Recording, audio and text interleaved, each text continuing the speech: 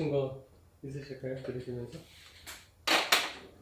세 가지 정리하면 보세요. 첫 번째는 그러면 네. 영역 주권이니까 그렇죠. 누가 통치냐. 그렇죠. 그게 이제 맞습니까? 두 그쵸. 번째는 법에 관한 문제를 그러면 그렇죠. 근데 두 번째에 관한 문제가 하나님의 법으로 통치할 것이고 그쵸. 인간들의 자율적인 법으로 통치할 그쵸. 것이고 그걸 정리하면 그렇죠. 세 번째는 이제 인간론. 그러니까 두 번째 이제 법에 관한 문제죠. 네, 두 번째. 그렇죠. 세 번째는 인간론에 관한 문제. 인간이 완벽한 존재로 봐야 되느냐, 불완전한 존재로 봐야 되느냐. 인간이 타락한 존재로 봐야 되느냐, 아니면 선한 존재로 봐야 되느냐. 이 관점으로 이제 정치를 바라보는 거죠. 정치를 그 관점으로만 바라봐도요, 우리의 정치관이 분명해집니다. 예. 근데 이 관점 자체가 없으니까, 이 전제 자체가 없으니까 정치를 바라보는데 교회 안에서조차도 이 판단을 안 돼서 막 패가 갈리고 서로 갈등하고 그렇게 되는 것이죠.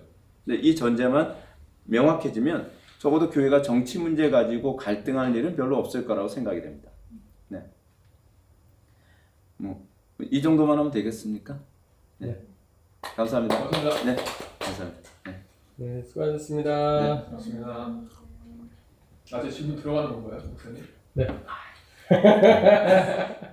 궁금해서 듣는.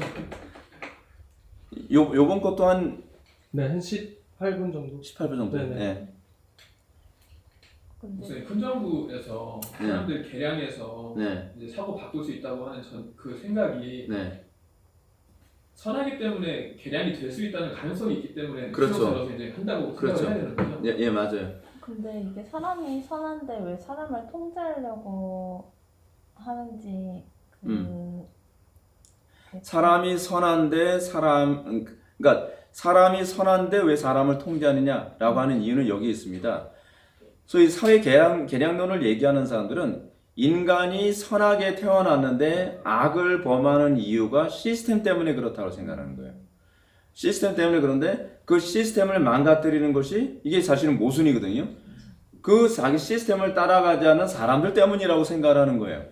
그럼 그 사람들을 개량해서 이 시스템을 유지해야 된다고 생각하는 겁니다. 그럼 그렇게 되면 인간이 선하다는 논리는 맞지가 않죠. 모순이 되는 거예요. 네. 공산주의자들이 그렇게 생각합니다. 네, 맞아요. 그러니까 계속적으로 남 탓을 하죠. 계속적으로 시스템 탓을 하죠. 계속적으로 저 사람 때문에 우리 시스템이 제대로 안 돌아간다고 생각을 하죠. 그러니까 그 사람들은 이 공산주의 시스템은 완전한 시스템이라고 생각을 합니다. 유토피아를 건설하기에 충분한 시스템이라고 생각을 하는데 저 반동 분자들 때문에 이 유토피아 건설이 안 된다고 생각해요. 자기에게서 문제를 찾지 않고 타인에게서 또는 환경에서 문제를 자꾸 찾다 보니까 문제가 이제 생기는 거예요. 그래서 그 사람들 보면은 전적 타락도 시스템으로 극복할 수 있다고 그렇게 믿어요. 그렇죠. 대단한 믿음인 것 네, 같습니다. 대단한 믿음이에요. 네. 자기가 신이라고 생각하는 것 같아요. 그렇죠. 어떤 면에서 그 순자의 성악설처럼 네, 성서처럼 죄송합니다. 네, 인간론이 조금 악하다고 하니까. 네. 근데 이제 여기 문제가 또 여기 있어요. 인간이 선하다라고 하는 전제가 또 인간이 신이라는 개념인데 인간이 신이라는 개념이 관념론에서는 개인을 신으로 보는 관점인데요. 유물론에서는 인민 전체를 신으로 보는 관점이에요. 그래서 그 인민 전체를 신으로 보는데 그 신으로 보는 인민은 뭐냐? 오클로스라고 얘기하죠. 민중. 그래서 이제 저희 민중 신학에서는 그 오클로스가 바로 예수 그리스도시다. 예수 그리스도는 오클로스의 대명사다. 이제 상징성을 가지고 있다. 이제 그렇게 신격화시키죠. 그래서 다수의 인민들이 목소리를 내면 그것은 무조건 진리예요. 예, 신적이죠. 신적 권위를 거기에 부여합니다. 이전에 인간의 이런 부분들을 연구하신 분이 그 얘기 하시더라고요. 그러니까 사람이 죽음을 극복하려고 연구하는 그 다음 단계로 추구하는 게 바로 사람이 바로 신이 되려고 하는. 그렇죠. 그거를 표상한다. 네. 그런 얘기를 하더라고요. 그러니까 결국 그 유물론이나 관념론이나 결국 다 어디에 초점이 맞춰지냐면 인간은 신이다라고 다 결국 초점이 다 맞춰지더라고요. 이게 얼마나 무서운 일이냐. 그러니까 창세기의 그 인간의 타락의 모습하고 똑같아요. 네, 똑같아요. 그래서 자기가 법을 정한다는 것 자체가 그렇죠. 신이라는 의미가 그렇죠. 있는 거기 맞아요. 때문에. 법은 하나님만 정할 수 있거든요. 근데 법을 내가 정한다 그랬을 때 내가 하나님이다라는 얘기거든요. 옳고 그름을 판단하는 기준을 자기가 정하는. 그렇죠. 맞아요. 그러니까 우리가 신이라는 개념을 굉장히 어떤 그 슈퍼내추럴 뭐 이런 개념으로 이해하는데 그 개념이 아니라요. 법을 누가 규정하냐가 이게 신이냐 아니냐를 규정하는 방식이거든요.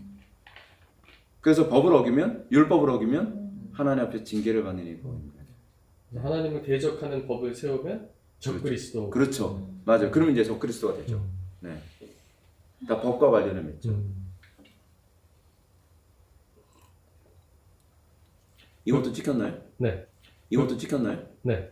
이것도 찍혔나요? 네. 그 커피 맥심이십니까? 맹물입니다. 음료수는 맹물이죠. 자, 이거 쿠키 영상으로 뵙겠습니다. 중요한 건 새끼손가락. 잠시만요. 새끼손가락 줌 한번 갑니다. 줌 네. 한번. 네. 중요한 건 새끼손가락. 아, 좋습니다. 네.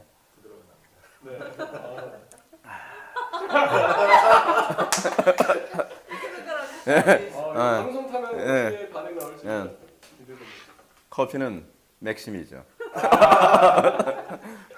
맥심에서 찬조 하나도 못 받았는데. 근데 그 복지를 하는 것도 어떻게 보면은 그 국민에 있는 주머니에서 도둑질을 해서 자기가 그렇죠. 자기가 선심 쓰는 네, 거죠. 선심 쓰는 듯이 하는 거잖아요. 네. 근데 회사에서도 똑같거든요. 복지도 급여를 안 주면서 복지를 하는 거잖아요. 어떻게 보면. 네. 근데 직원들이 거기에 점점 익숙해져 가더라고요. 막 맞아요. 복지 좋은 회사 막 근, 이런 거. 근데 이게 굉장히 심각한 문제가 뭐냐면요. 이게 국민 돈 가지고 자기 돈처럼 쓴다는 개념보다 더 앞서고 있는 게 뭐냐면 국민들이 남의 돈을 내가 어떤 방식으로든 내가 도둑질하고 있다는 의식이 없다는 게 문제인 거예요. 예, 그건 사실 도둑질이거든요. 맞는 예. 거예요. 근데 그것에 대한 양심의 가치를 느끼질 않는 거예요. 후손들의 돈을 네. 미리 땡겼어야 그렇죠. 되는 건데. 내가 정당하게 그 세금을 내가 받는다면 문제가 되지 않는데 정당하지 않은데 이게 틀림없이 저 사람이 정당하지 않은 방법으로 세금을 풀어서 우리한테 공짜로 주고 있는 건데 우리가 그거에 대해서 양심의 가책 없이 낼름낼름 받아먹을 생각만 하면서 복지만 추구한다. 또는 노동 안 하고 정부에서 주는 돈을 받아서 내가 내 생활을 유지하겠다. 그건 사실 세금을 도둑질하는 거거든요. 다른 사람. 그렇죠. 네. 지금 우리나라 국민들의 문제가 그거예요. 그런 식으로 공범 노릇을 하고 있어요. 도둑질하고 있단 말이에요. 근데 사실은 복지는 정말 한계가 있을 수밖에 없는 게 어쨌든 이번 재난지원금도 국가에서 정해준 것대로 해야 되잖아요, 사람이. 그렇죠. 근데 사실 세금을 안 걷으면 그 세금 안 걷은 것만큼 자기가 마음대로 쓰고 싶은 대로 쓸 수가 있는 건데 그렇죠.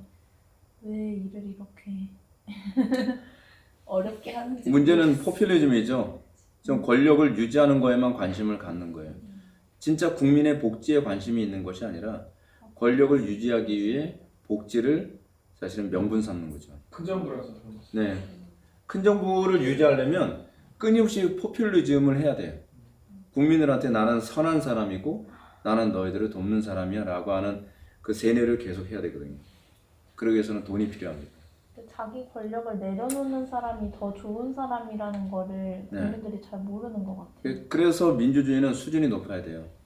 욕심이 많으면 민주주의가 안 돼요. 그래서 기독교적 세계관이 보편화되어져야만 민주주의가 가능합니다.